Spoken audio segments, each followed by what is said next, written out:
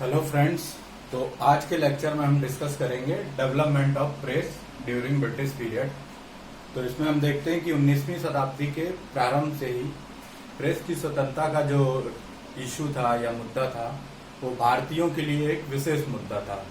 और इसको दबाने के लिए इसको कर्व करने के लिए ब्रिटिश सरकार ने कई सारे ऐसे कानून बनाए थे और भारतीयों ने इसको बचाने के लिए कई सारी मैगजीन मतलब कई सारे अखबार ये सारे निकाले, जिससे लोगों में ब्रिटिश सरकार के जो कार्य हैं उनको प्रकाशित किया जा सके या शिक्षा का प्रसार भी हो सके। तो इसलिए फ्रीडम ऑफ प्रेस थी वो एक महत्वपूर्ण मुद्दा था भारतीयों के लिए।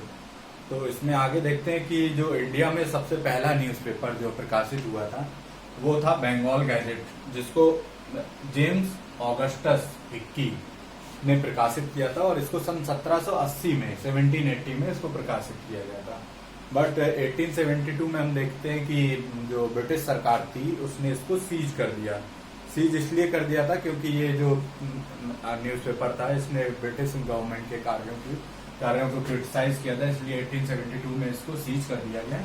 उसके बाद हम देखते हैं इसी क्रम में कि हिंदी सबसे पहला हिंदी जो न्यूज़पेपर था भारत में वो था आपका उद्दंड मार्तांड, जो कि पंडित जुगल किशोर शुक्ला के द्वारा प्रकाशित किया गया था, कलकत्ता से प्रकाशित होता था।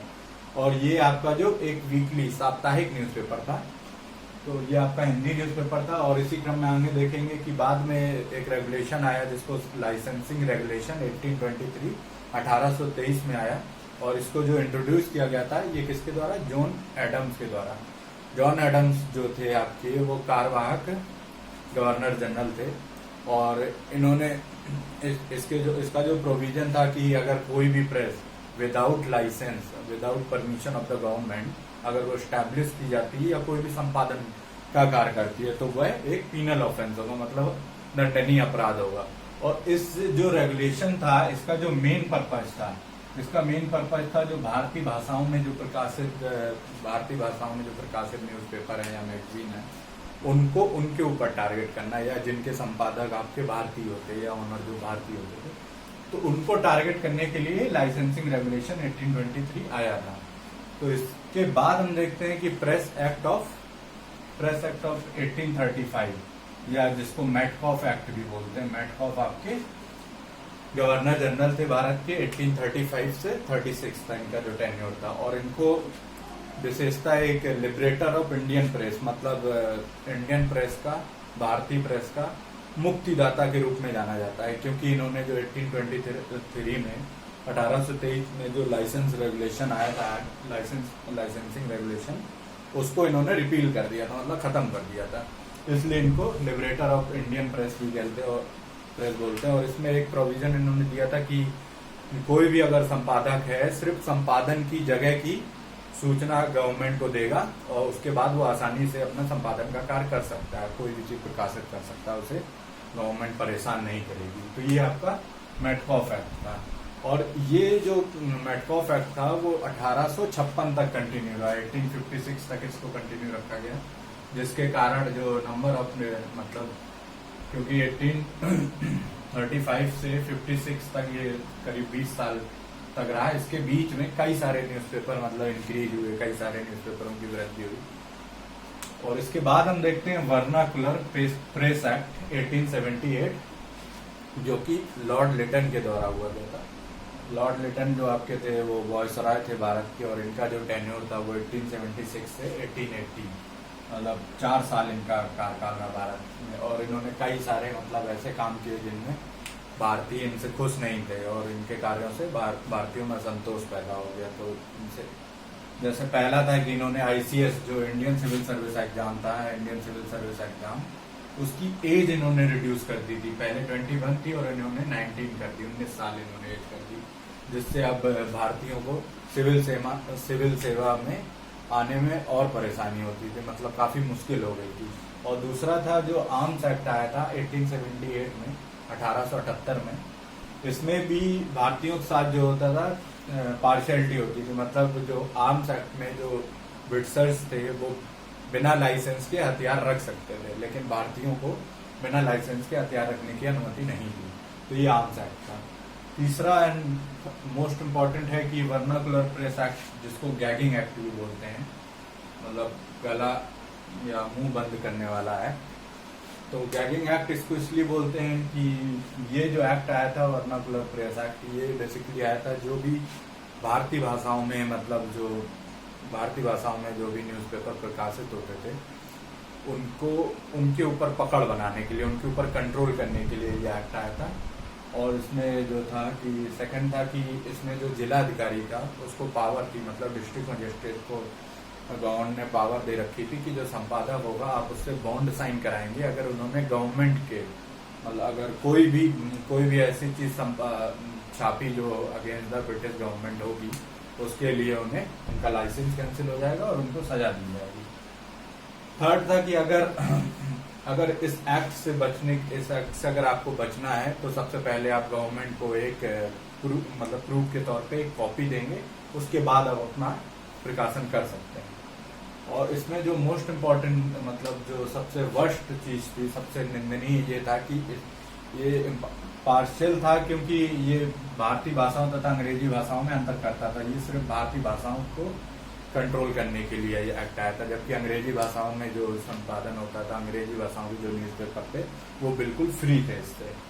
और वर्नाकुलर प्रेस एक्ट के तहत कई सारे मतलब लोगों पे कार्रवाई की गई। और वर्नाकुलर प्रेस एक्ट की सबसे इम्पोर्टेंट चीज है कि ये मेनली ये जो अमृत बाजार पत्रिका आपकी थी, जो कि शिशिर घोष तथा मोतीलाल घोष के द्वारा प्रकाशित होती थी, इस पे इन्होंने मतलब इसको ये कंट्रोल करना चाहते थे, इस पे ये अपनी पकड़ बनाना चाहते थे। बट जैसे ही ये एक्ट आया, रातों ही रात इस एक्ट इन्होंने अपनी पत्रिका को इंग्लिश में कन्वर्ट कर लिया, मतलब एक अंग्रेजी पत्रिका के रूप में कर लिया, तो इसलिए ये बच गए। और उसके बाद आपके जैसे कई सारे लोग थे, और उसमें सबसे पहले आपके सुरेंद्र नाथ बनर्जी आपके, और इनकी जो पत्रिका थी वो द बंगाली करके पत्रिका थी, और ये सबसे पहले इंडियंस थे जो इस एक्ट के तहत जेल गए थे, उनको जेल की मतलब सजा दी गई थी। और कई सारी पत्रिकाएं थी जैसे भारत मीर, सोम प्रकाश और ढाका प्रकाश, ये सारी पत्रिकाओं पे भी कार्रवाई की गई थी। किस एक्ट के तहत? वर्नाकुलर प्रेस एक्ट 1878 के तहत। तो ये सारे और इसके बाद फिर आए आपके लॉर्ड रिपन आए। लॉर्ड रिपन भारत में वॉयसराय के रूप में आए, और इनका जो कार्यकाल था वो 1880 से 1884 तक था। तो इन्होंने सबसे मेन इम्पोर्टेंट जो काम किया था, इन्होंने पहले वर्नाकुलर एक्ट को रिपील कर दिया, मतलब खत्म कर दिया। 1882 में इसको खत्म किया गया था।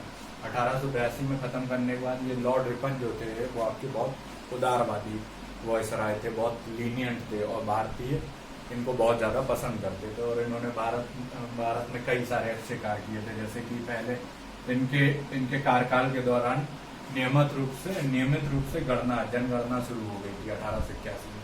नियमित इसलिए क्योंकि इसके पहले भी जनगणना हुई थी, सेंसस हुई थी। वो किसके टाइम पे? लॉर्ड मेयो के टाइम पे। लॉर्ड मेयो के टाइम पे सबसे पहली जनगणना हुई थी। लेकिन अगर क्वेश्चन आएगा रेगुलर सेंसस किसके टाइम पे स्टार्ट हुई, तो वो लॉर्ड रिपन के टाइम पे हुई थी, 1881 में शुरू की गई थी। दूसरा हम देखते हैं कि इनके टाइम पे एक आया फर्स्ट एक्ट्री एक्ट आया पहली बार 1881 में, ये भी आया था।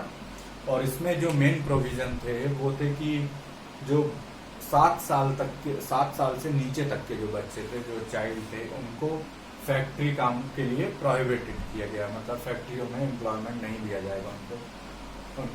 और दूसरा था कि जो 7 से 12 साल तक के आयु के बच्चे होंगे, इन दोनों के बीच के बच्चे होंगे, उनको एक दिन में सिर्फ 9 घंटे ही काम कराया जाएगा। और उसके बाद उनको 1 मंथ में 4 हॉलीडेज, 4 छुट्टियां भी दी जाएंगी। और सरकार ने कहा था कि जो भी फैक्ट्री होगी उसकी सुरक्षा के लिए उनके चारों तरफ फेंसिंग की जाएगी। तो ये आपका, और इन्होंने एक एल्बर्ट बिल भी निकाला था। एल्बर्ट बिल ये लेके आए थे जो 1883 मतलब 1883 में आया था। एल्बर्ट बिल में था कि जो आपके यूरोपीय जज थे वो भारतीयों के मुकदमे सुन सकते थे, उनको सजा दे सकते थे, बट जो भारतीय जज थे, इंडियन जजेस थे, वो यूरोपियन एक्यूज जो होते थे, उनके मुकदमों की सुनवाई सिर्फ यूरोपीय जज कर सकते थे। मतलब भारतीयों को यह अधिकार नहीं था भारतीय जजों को कि वो किसी यूरोपियन एक्यूज के मुकदमे सुन सके। तो इसीलिए लॉर्ड रिपन एक बिल लेके आए, एल्बर्ट बिल। एल्बर्ट जो आपके थे वो कार्यकारिणी परिषद के विधि सदस्य थे, मतलब लॉ मेंबर थे वॉयसराय की। तो इन्होंने बिल पास किया, बट इस बिल का इतना ज्यादा विरोध हुआ था ब्रिटिश में भी और आपके इंडिया में भी, जो ब्रिटिशर्स थे, यूरोपियन थे, उन्होंने बहुत ज्यादा बिल किया, जिससे बाद में ये बिल पास नहीं हो पाया। तो इसको यही खत्म कर दिया। और फोर्थ जो मोस्ट इम्पॉर्टेंट है वो है आपका कि लॉर्ड रिपन को father of local self government, मतलब स्थानीय स्वशासन का पिता कहते हैं। और ये जो आया था स्थानीय स्वशासन, ये 1882 में बिल आया था, 1882 में। तो ये आपके जो लॉर्ड रिपन के ये सारे काम थे जो कि बहुत इम्पोर्टेंट हैं। और इसके बाद हम देखते हैं कि प्रेस की स्वतंत्रता के लिए और कई सारे मतलब जो राष्ट्रवादी नेता थे उन सब का भी योगदान है। जैसे कि आपकी बाल गंगाधर तिलक का बहुत सारा योगदान है कि जैसे कि इन्होंने बाल गंगाधर तिलक ने 1893 में गणपति फेस्टिवल की शुरुआत की थी। गणपति फेस्टिवल शुरुआत की थी 1893 में, और दूसरा इन्होंने एक शिवाजी फेस्टिवल की भी शुरुआत की थी 1896 में। इसका डेट थोड़ा सा सन याद रखिएगा। और ये बाल गंगाधर तिलक ने इसका जो शुरू करने का पर्पज था वो था कि भारतीयों को मतलब जिससे यूनाइट किया जा सके, एक मतलब एक भाईचारा की भावना बढ़ाने के लिए किया था, तथा इसमें एक राष्ट्र प्रेम की भावना को भी जागृत किया जा सके, इसलिए इन दोनों त्योहारों का इन्होंने आरंभ किया था। और इनकी जो मुख्य पत्रिकाएं थी वो थी एक केसरी जो आपकी मराठी भाषा में प्रकाशित होती थी, और दूसरा था मराठा जो आपकी इंग्लिश भाषा में प्रकाशित होती थी, अंग्रेजी में प्रकाशित होती थी मराठा।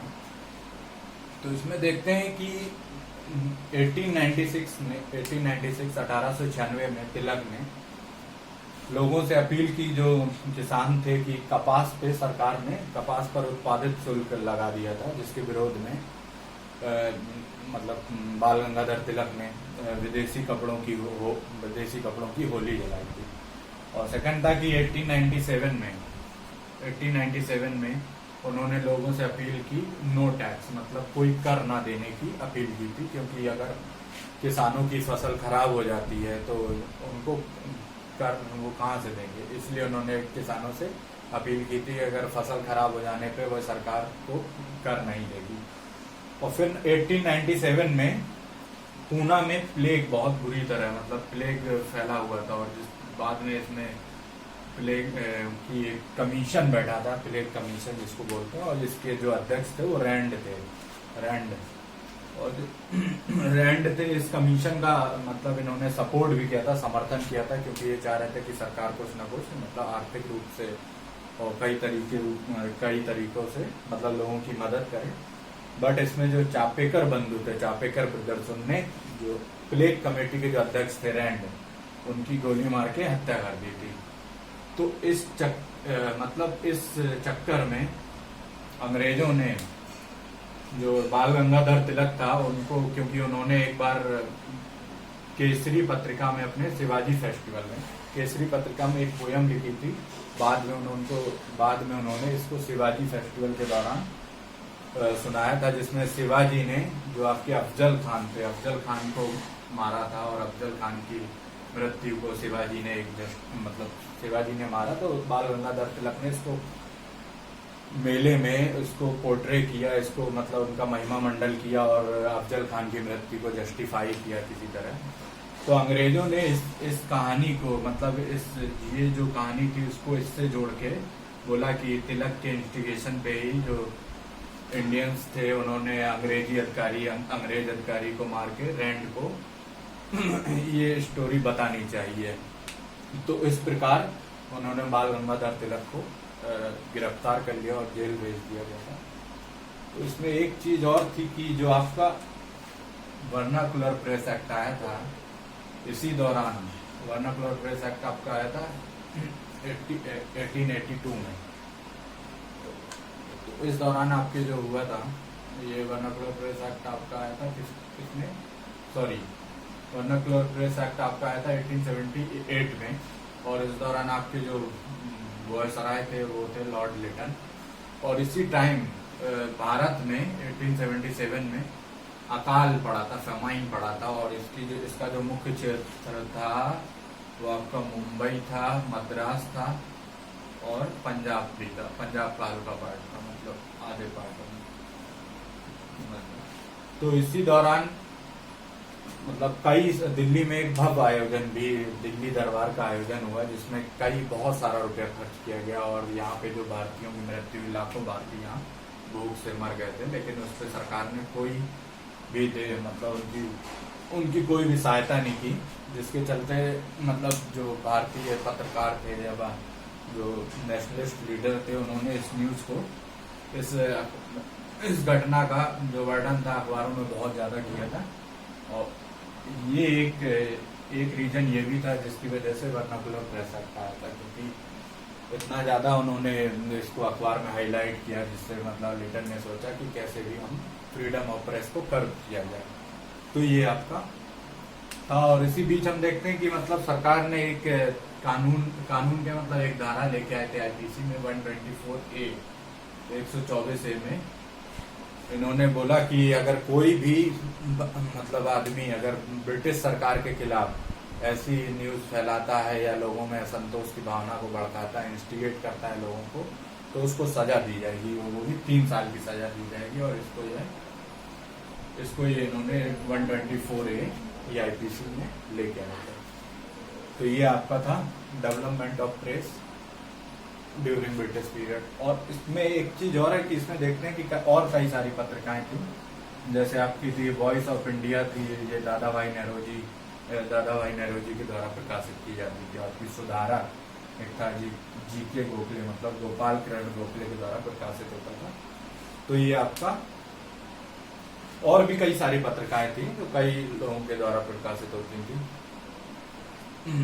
तो इसको हम लोग बाद में भी देखेंगे, पत्रिकाओं का नाम, कौन कौन पत्रिका किसके द्वारा प्रकाशित होती थी, क्योंकि गांधी जी, अम्बेडकर जी, नेहरू जी, ये लोग भी कई सारी पत्रिकाएं इन्होंने भी प्रकाशित की, जो कि बहुत इंपॉर्टेंट है। इसको हम लोग बाद में डिस्कस करेंगे। Okay, thank you.